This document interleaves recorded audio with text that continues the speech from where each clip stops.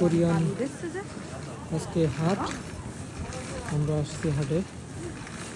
যে এখন আজকে অনেক ঠান্ডা, বাইরে -2 ডিগ্রি 3 ডিগ্রি এরকম। তার মধ্যে ওই যে চাচিরা হাটে বিভিন্ন জিনিস নিয়ে এসে বসছে,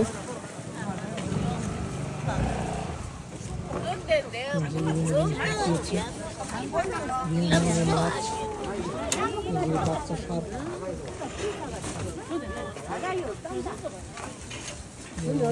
মাছ।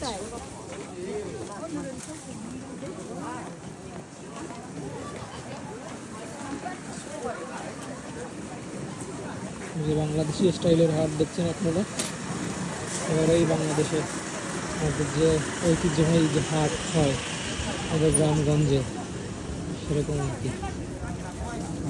তবে এটা কিন্তু গ্রাম না, এটা একটা সিটির মার্কেটের ভেতরেই সপ্তাহে একদিন করে হাট বসে, 5 দিন পর পর।